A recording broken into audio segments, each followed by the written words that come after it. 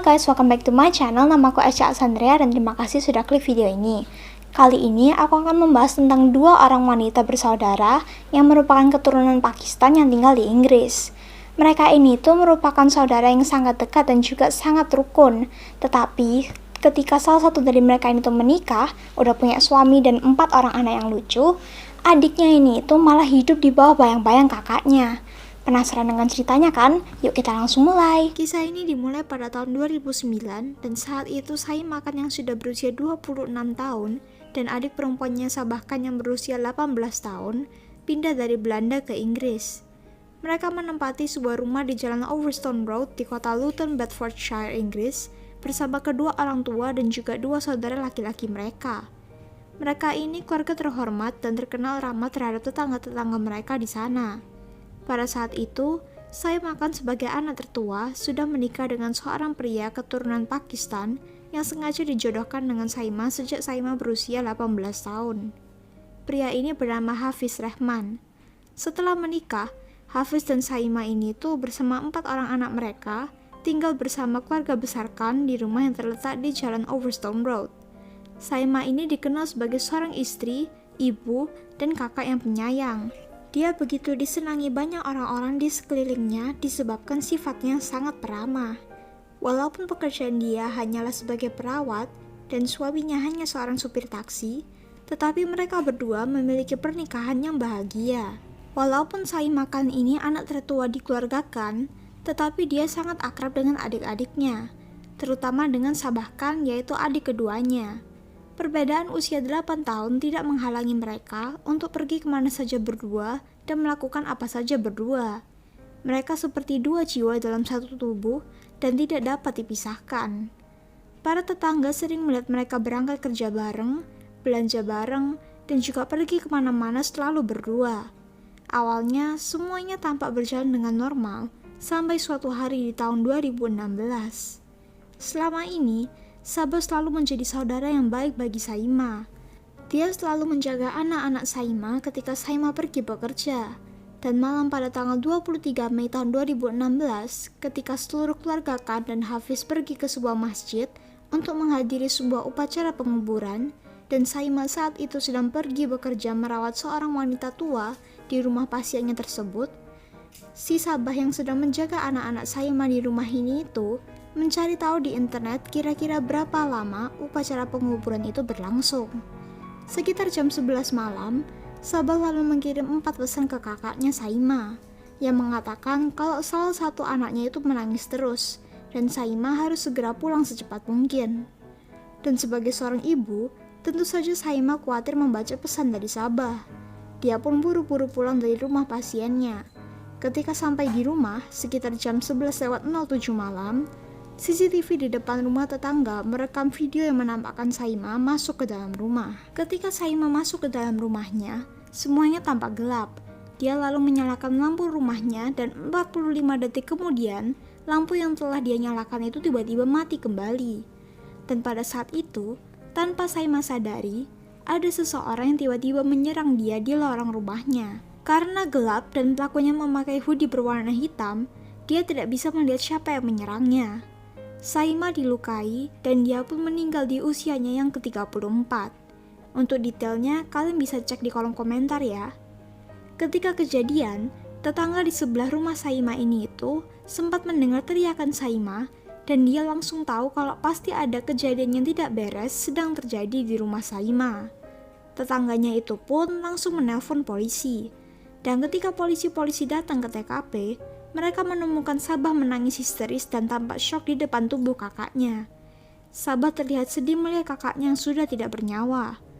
Ketika diinterogasi polisi, Sabah bilang dia sedang mandi di atas, jadi dia tidak mendengarkan apa-apa yang terjadi di bawah. Dan ketika dia selesai mandi, dia turun dan kaget menemukan kakaknya sudah terbaring kaku di lorong rumahnya dalam keadaan terluka parah. Dari cerita Sabah, polisi menangkap kesan kalau ada penyelundup yang diam-diam masuk ke dalam rumah Saima dan menyerang Saima. Jadi kemungkinan besar motif dari kejadian ini itu adalah perampokan. Apalagi tingkap kaca pada pintu dapur juga terlihat pecah. Selain itu, ada beberapa perhiasan keluarganya yang juga hilang. Hal ini membuat para tetangga yang tinggal di komplek Perum tersebut menjadi ketakutan, karena menurut mereka, hal ini sungguh mengenaskan. Bayangkan saja ya, ada seorang ibu pulang ke rumah untuk menemui anaknya, dan tiba-tiba saja dia diketemukan sudah tidak bernyawa. 8 jam setelah kejadian tersebut, sekitar jam 7:41 di pagi hari, TKP langsung diamankan oleh polisi. Keluarga Khan diungsikan sementara ke tempat yang lebih aman tidak jauh dari TKP. Dan ketika polisi membongkar seluruh kamar dari penghuni-penghuni yang tinggal di rumah tersebut, mereka akhirnya menemukan siapa sebenarnya pelaku dari kasus ini. Jadi ya guys, polisi ini tuh rupanya menemukan sebuah tas plastik berwarna hitam yang berisikan hoodie milik Sabah dan juga sebuah benda tajam, yang setelah dicek DNA-nya itu, ternyata di kedua benda tersebut terdapat DNA Saimah. Dari sini, polisi lalu langsung menangkap Sabah untuk diinterogasi. Dengan wajah yang tidak tampak emosi, Sabah pun mengakui semua perbuatannya. Jadi kisahnya bermula dari beberapa tahun yang lalu, saat Sabah masih berusia 18 tahun. Si Sabah yang tidak pernah bergaul dengan pria lain dan selalu melihat Hafiz di rumahnya, sehingga dia ini tuh menjadi tertarik pada Hafiz. Diam-diam, Sabah dan Hafiz telah melakukan hubungan intim tanpa sepengetahuan keluarga mereka. Bahkan pasangan tersebut sering melakukannya di dalam rumah ketika Saimah kerja atau di dalam taksinya Hafiz. Mereka terus melakukan hal ini sampai akhirnya Sabah ini tuh hamil. Dan karena takut ketahuan, Sabah terpaksa menggugurkan janin dalam kandungannya. Yang menyebalkan dari hal ini, harusnya Hafiz menolak ajakan Sabah. Tetapi Hafiz, walaupun sangat mencintai Saimah, dia selalu mau saja diajak Sabah berduaan. Di sisi lain, Sabah benar-benar jatuh cinta pada Hafiz dan menganggap Hafiz ini itu adalah satu-satunya pria dalam hidupnya. Karena selama ini Sabah hidup di dalam rumah yang penuh dengan aturan ketat, dia tidak diizinkan kencan dengan sembarang pria, dan dia harus menunggu dijodohkan seperti kakaknya dulu. Makanya dia kesepian sehingga dia tertarik dengan suami kakaknya sendiri. Sabah pun makin menggila. Dia menjadi cemburu terhadap Saimah apabila Hafiz memberi perhatian lebih terhadap Saimah. Sabah beranggapan bahwa hanya dialah yang layak untuk memiliki Hafiz.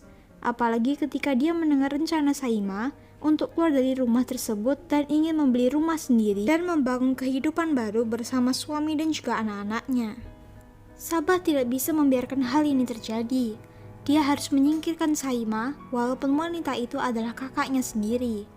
Dia kemudian mencari di internet tentang cara-cara menghabisi nyawa seseorang. Sabah juga mengupah jasa seorang ahli sihir di Pakistan untuk mengguna-guna Saimah. Dia membayar sebanyak 5.000 pounds atau sekitar 99 juta rupiah, tetapi semuanya itu gagal. Sampai akhirnya pada tanggal 23 Mei tahun 2016, dia merencanakan sendiri plot untuk menghabisi kakaknya.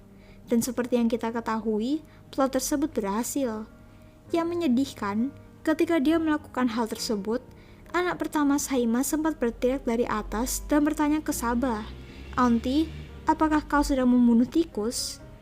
Dan setelah Sabah menyelesaikan aksinya, dia lalu melepaskan hoodie-nya dan memasukkannya di tas plastik bersama senjata yang dia pakai untuk menghabisi kakaknya. Dan kemudian meletakkan tas tersebut di kamarnya yang terletak di lantai 2. Dia kemudian kembali ke bawah dan menghancurkan tingkap kaca pada pintu dapurnya, agar kesannya ada penyeludup yang masuk ke dalam rumah dan melakukan kejadian ini. Sabah lalu menghafalkan cerita yang sudah dia siapkan, sehingga kalau polisi bertanya, dia akan lancar menceritakan kronologinya. Dan ketika polisi tiba jam 11:30 malam pada hari itu, Sabah dengan sigap menjawab semua pertanyaan polisi dengan lancar dan cepat. So who was at home with her? Do you know? I was at home. So it was just I you came two? home, yeah. When Okay. I came home, she went work. I was with the kids. The girl was asleep. When I put her to sleep, I went to the bathroom. When I came back, I didn't come back out. I kept on texting her. I was like, "Where are you?" Because the girl was crying. Menurut para ahli, harusnya kalau seseorang dalam keadaan shock, dia akan menjawab semua pertanyaan itu dengan kebingungan atau bahkan menangis histeris. Tetapi ini sangatlah berbeda. Sabah berbicara dengan lancar, dan bahkan dia berusaha meyakinkan polisi kalau dia lagi berluka dan menyesal. Kenapa dia tidak mendengar suara apa-apa dari kamar mandinya? Tetapi, semua sandiwara ini berakhir ketika polisi menyuruh seluruh keluarga Khan mengungsi dari TKP, Dan karena buru-buru, Sabah rupanya lupa membawa tas yang berisi barang bukti yang dia simpan di bawah tempat tidurnya. Awalnya Hafiz juga dicurigai oleh polisi, tetapi Hafiz memiliki alibi karena pada saat kejadian, dia lagi menghadiri upacara pemakaman bersama mertuanya. Akhirnya Sabah dikenakan hukuman penjara selama 22 tahun, dan dia tidak menunjukkan penyesalan sama sekali selama di persidangan. Sebenarnya polisi dari awal sudah menduga kalau kasus ini bukanlah kasus perampokan biasa. Karena dalam kasus perampokan, pelaku tidak perlu melakukan penikaman sampai 68 kali. Paling cukup beberapa kali saja sampai korban tidak berdaya, lalu pelakunya mulai melakukan perampokan. Tetapi ini sampai 68 kali. Berarti pelakunya ini tuh ada dendam atau rasa sakit hati yang sangat dalam, sehingga sanggup melakukan hal sekeji itu. Oke, rest in peace untuk Saima. Semoga keluarga yang ditinggalkan itu bisa diberi kekuatan, dan apalagi anak-anaknya yang masih muda. Bagaimana menurut kalian tentang kasus yang kali ini? Kalau menurutku ya, si cowok ini itu ada salahnya juga. Kalau misalnya menurut kalian yang salah itu cuma adiknya Saima, menurutku dua-duanya salah. Kenapa? Soalnya adiknya Saima kan udah salah gitu kan ya, ngerebut suami kakaknya, terus habis itu kakaknya juga ikut dihabisin, kan udah kurang ajar tuh. Tapi si cowoknya ini tuh juga, dia ini tuh udah punya istri, tapi masih nggak mau sadar gitu loh. Udah tahu punya istri, tapi dia aja sama adiknya begituan mau aja. Ini cowok tipikal cowok yang kurang ajar, ngerti kan? Kalau sampai ketemu cowok kayak gini, dihabisin aja teman-teman, dihujat aja nggak apa-apa. Tiada ampun buat cowok kayak gini. Well, daripada aku kelamaan bacot, mending kalian tuh langsung klik tombol subscribe, terus nyalain lonceng notifikasinya, klik juga tombol like-nya, terus share ke semua orang yang pernah kalian ingat. Oke teman-teman? Terima kasih sudah menonton dan sampai jumpa di video berikutnya. Dadah!